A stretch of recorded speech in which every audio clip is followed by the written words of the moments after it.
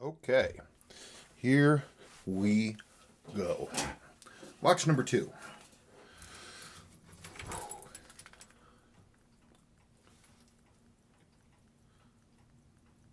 Completely original. I never see them so much like this. It's a little bit sun faded in the chronograph hands, but the loom is perfect in white. Original unpolished case. Nice and dirty, just like I like it. Interesting. This is genuine, correct bracelet for these. 100%. But it has no Seiko or Stellux branding inside the clasp. And on this side right here, it says Hong Kong. Really, really kind of weird. In fact, it's so bizarre. Like one end is one way and the other end is the other way. This one last link over here, that is on the edge of failing. I'd almost consider suggesting getting one of Larry's reproductions. That's Uncle Seiko, because he makes a solid stainless reproduction of these and great. Look at the gruck inside the clasp. It's green. Why is it green? Why don't people clean their watches? Okay, well. Okay. As they say, nothing to it but to do it. Let's get these things off of here. Yikes.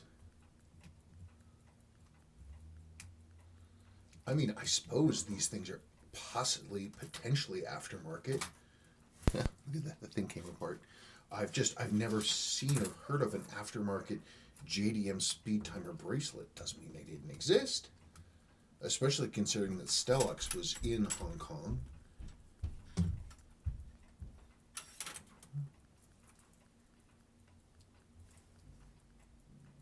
But no Stellux markings. But it's got the correct Seiko 5 clasp. I don't know. Mystery. Mystery, mystery, mystery, mystery, mystery. Yikes. When you're serious about a grot, there's that.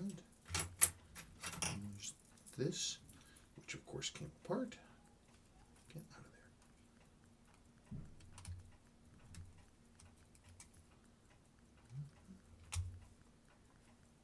of there. Go, go, go, go. Out, out, down, spot. Yeah, that's weird because I don't ever remember Seiko using these expandomatic ones. But that is the correct pattern for one of these. That's really wacky. Okay, well that's something to keep an eye out for. These are junk, so get rid of that stuff. Let's pull that case back, shall we?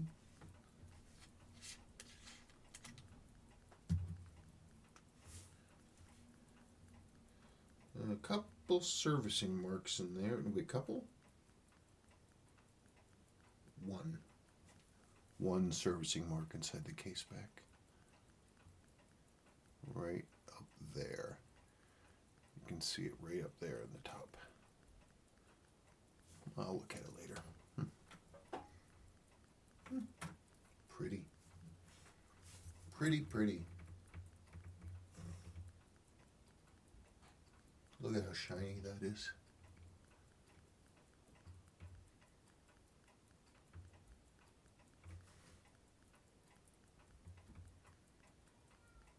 Yeah, that's nice. That's nice. There's your movement ring spring and not a speck of corrosion on it, which is always a good sign. Would you stop it? Stop it. Get out.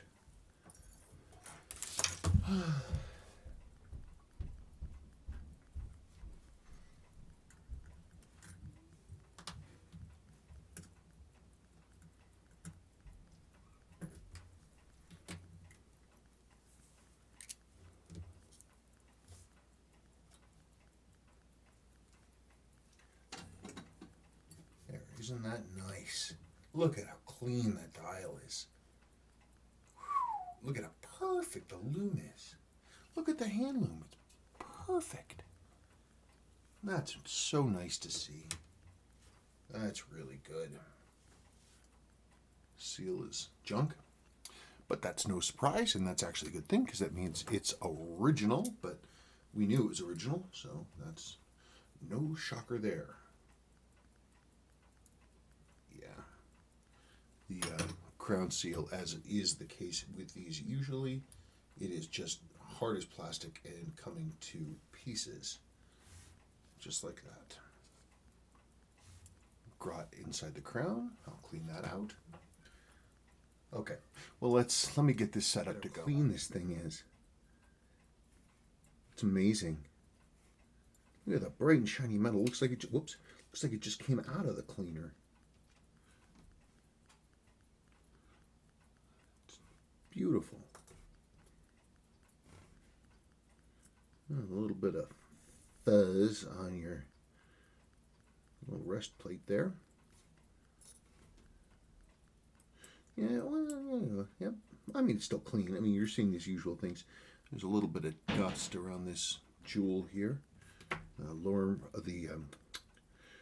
jewel for the chronograph wheel.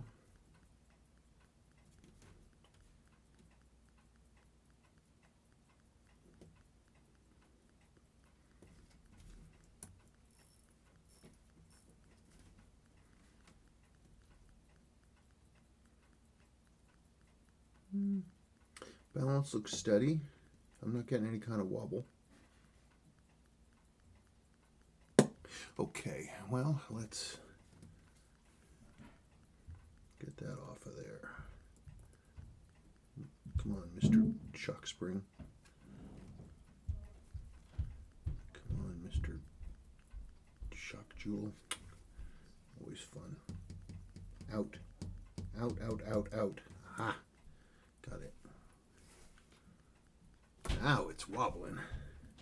Wobble, wobble, wobble. That's what happens when you don't have jewels in place.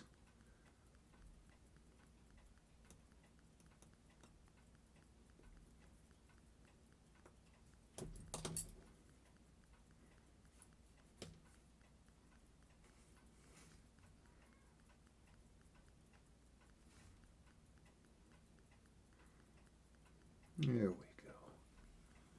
There we go. Still looking pretty clean. Yeah. Bit hazy. Let that mainspring down. Down we go. Okay. I want to pull the dial on the hands now.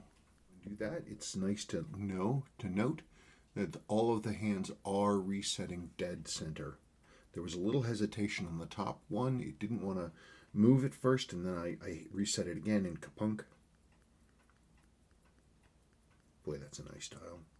That's just beautiful. That's just beautiful. So it's so used to seeing these so beaten and abused. It's just, I don't know, it's heartbreaking. Heartbreaking. Heartbreaking. Heartbreaking. Makes me sad. People don't take care of their things. Okay. Sorry, I had to check something right quick. Don't mind me.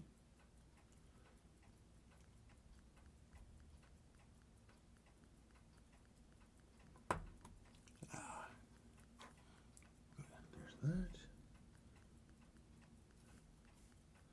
Do get under there.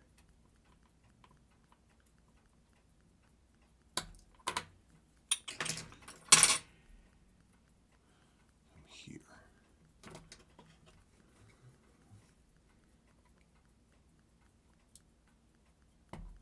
Okay, love these arrow tip hands. Okay.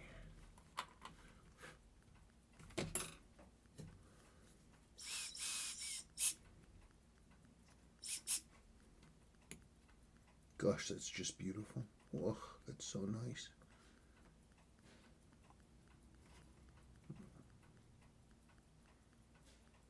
Beauty. Okay. Now try to get those delicate stuff is done, which means I can now really get down to business. Hang on just 1 second. Oh, come on now. There. Good. All right.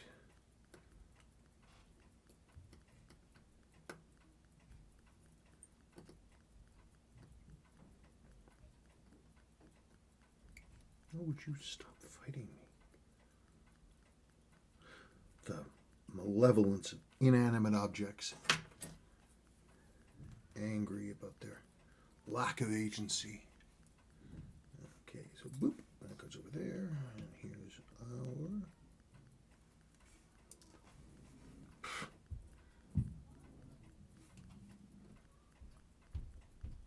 Look at those faces.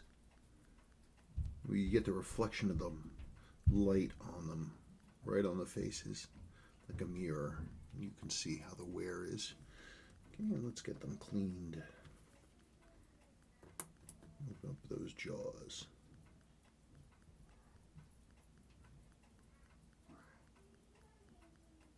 Oh, it's clicking over, which is nice. Okay.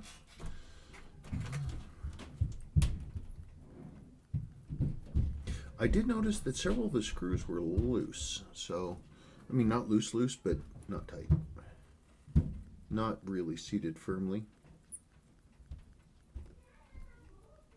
Sorry for the squeaking. Everybody's running around. Sabrina got new garden boxes today, and so everybody's in and out. Let's see. Some local dudes made them for her, supporting local business. Oh, that looks so nice. Look at that, and there's not even any reset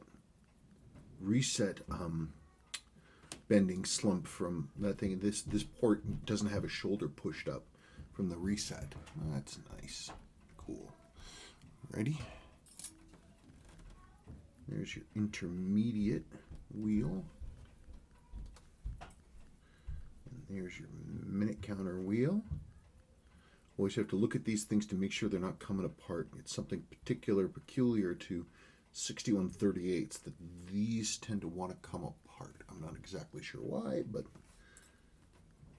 okay. There's your hammer and your hammer spring. Take that off the clasp, open that up. There's your spring. It's one of the later ones with the extra wiggles. Doesn't mean anything. It's your hammer. You look at the faces.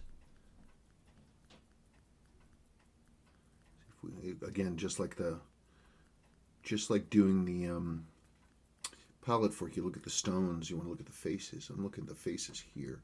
Face there, face there. Looks pretty good so far.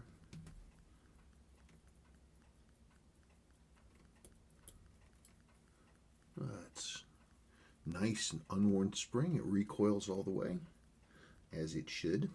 Okay. Get that out of here.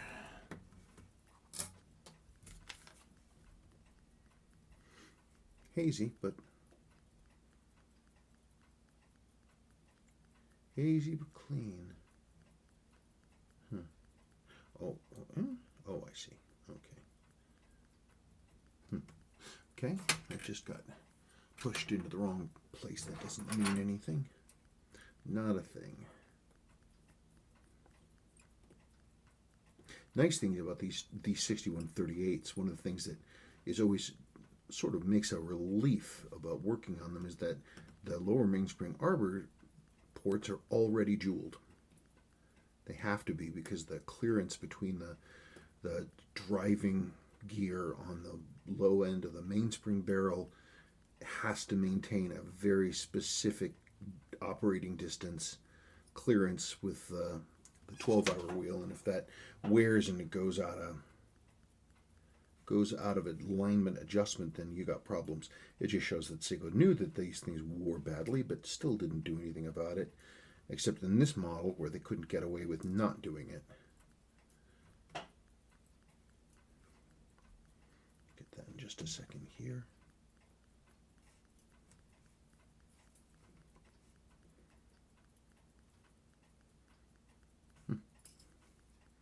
Operating levers.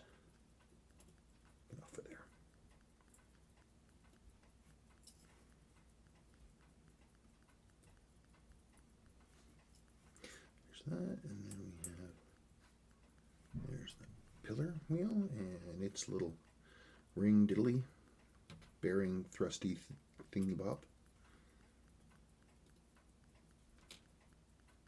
And last screw. Cool. Okay. Now, the fun stuff.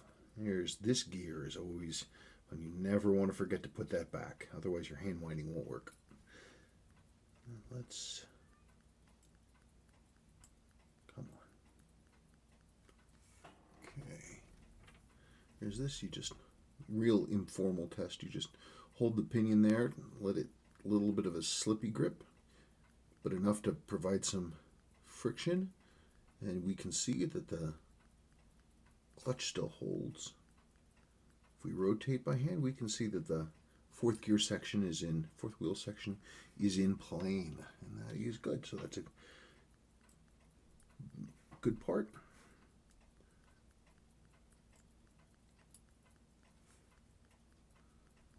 Gosh, it's so clean. I think after the last time this thing got serviced, I don't think the guy wore it much.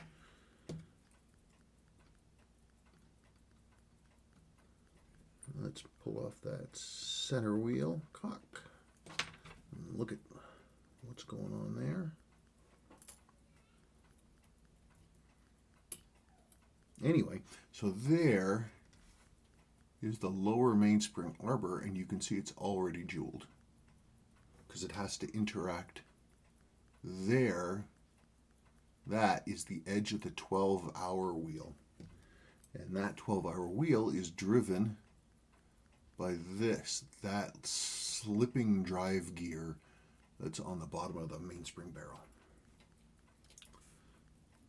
Yeah, that looks nice. Okay, all good stuff. Okay, let's flip it and do the other side. This thing did not have a whole lot of miles on it after it got serviced. Look at the inside of the barrel. Look at how clean that is. That's wild. Yeah, he had it serviced and then just didn't wear it a whole lot for whatever reason.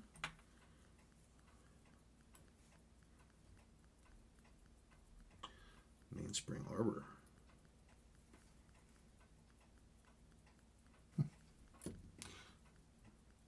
Pull that mainspring.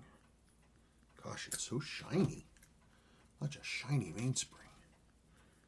Let's just look at it briefly. Bridle looks okay.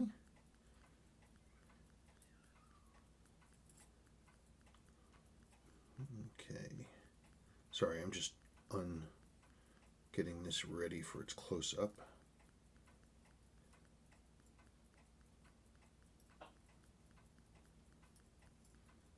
Okay, almost there. Almost there. Get off of there.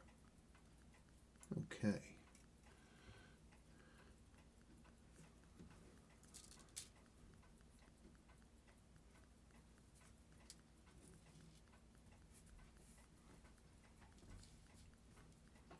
Yeah.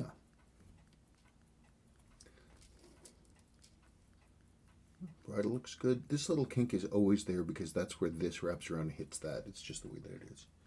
Oh, that looks pretty good. Well, we'll clean that up and should be fine. Okay, now I'm going to flip. You can see that the sun fading extends to the date wheel. See the with kanji here, nice and dark red, and this is faded to sort of a nice orange because of the sun it has experienced. But again, no water. Everything is clean and beautiful. To get our little diddly thing here. C-clip. Comes off. Boink. Ooh, just clean as anything. Yeah, wow. Clean, clean.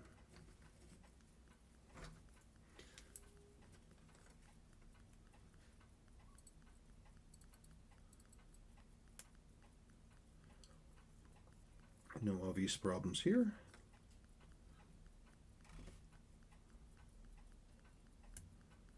Okay, good.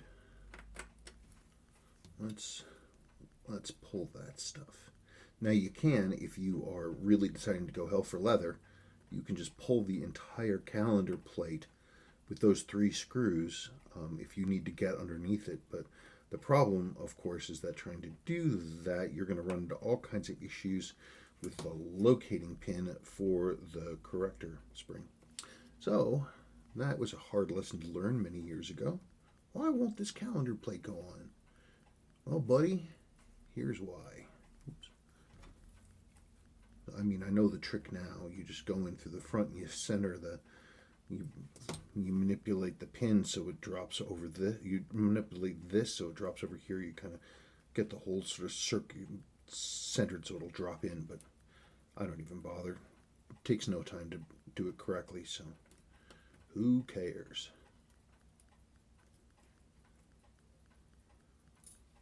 There. Isn't that nice? Boy, this sure is a pretty movement.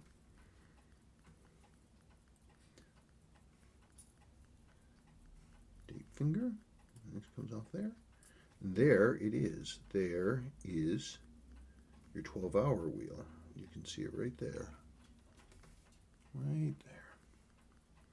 And this is the lever for that. Reset. See, it goes blink. Blink.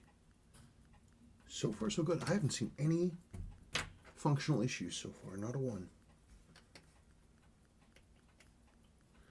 I mean, that's the thing. You know, you look for one of these watches. It's exactly what you want to look for. You want to look for the scratch crystal, and you want to look for the clean original dial, and especially the white lume and the dirty case.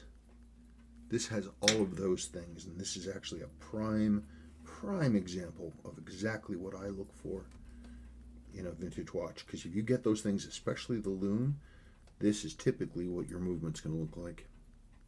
There's that lower mainspring arbor port jewel. You can see that right there.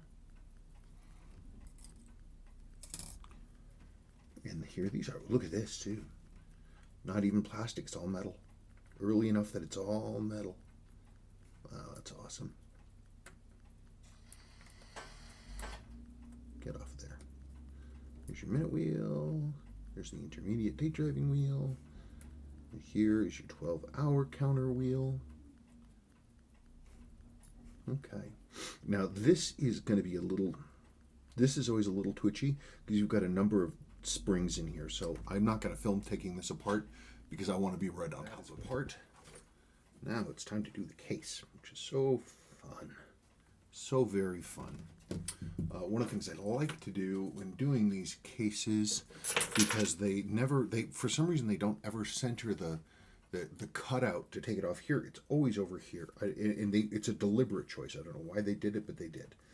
So you want to protect the top of the case.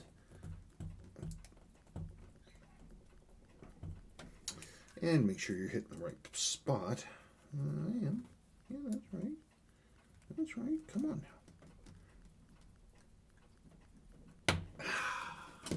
That one has not been off. Yeah. Woo. Yeah, baby. That's some gruck. Look at that. That's the good stuff.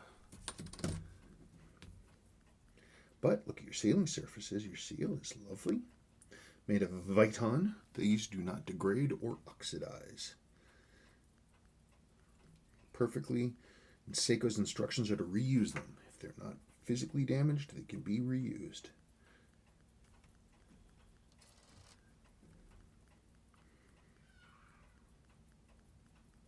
Yo. Okay. Well, I'm going to have to degruckify that. Okay. It has been a long day. It also has been extremely noisy for a few things I won't go into. But the watch is mostly assembled. I'm really just getting to the point now that I can wind it and just look at the gears and the train moving.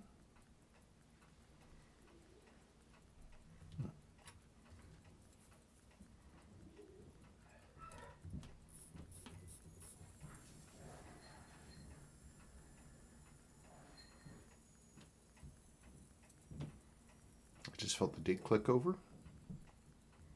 Everything was very straightforward, so that's another thing too, is I just keep rolling because there's nothing wrong. I don't run into anything weird. So let me put the palette fork in. So here comes the special time.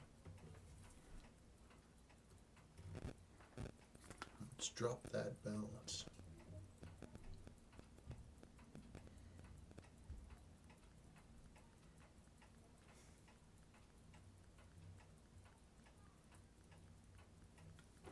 Look at that.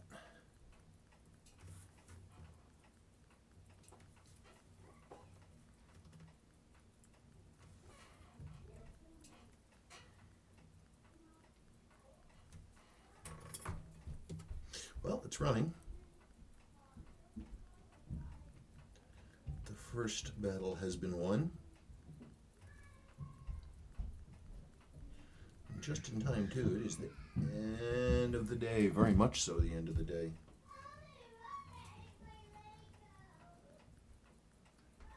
Definitely a runner. Now, of course, we get to go and see that finger push over. There's the finger right there. That's the date finger. It's got to come all the way around, and then we're going to look in this window right here.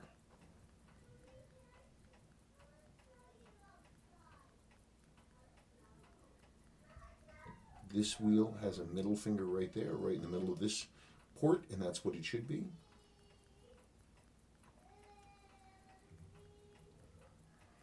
Again, we want to look right in there. See that finger? Well, it's going to be a little bit because it's over here now.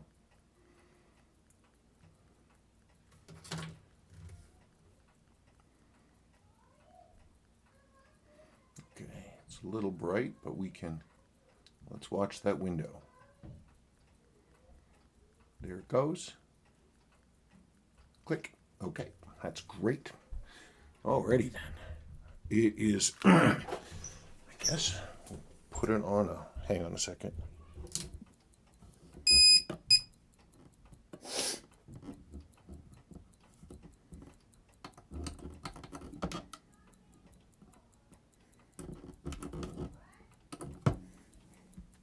Let's see what we see.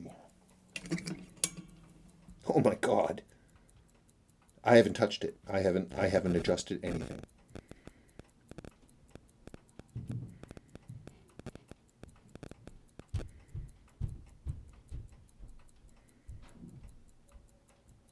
Well, I guess I can leave this and let it run in on its own. I'm not going to touch that right now. No reason to.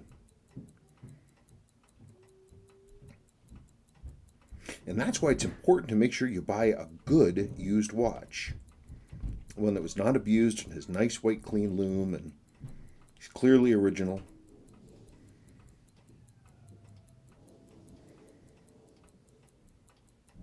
So right now what's happening is all the lubrication is slopping around. Specifically, most importantly, on the pallet fork and the escape wheel.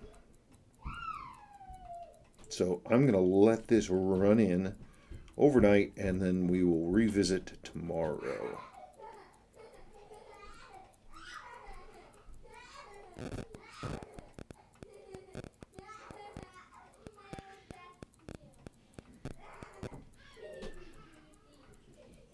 Yeah, I didn't touch this at all. I didn't do anything. I just took it apart and put it back together.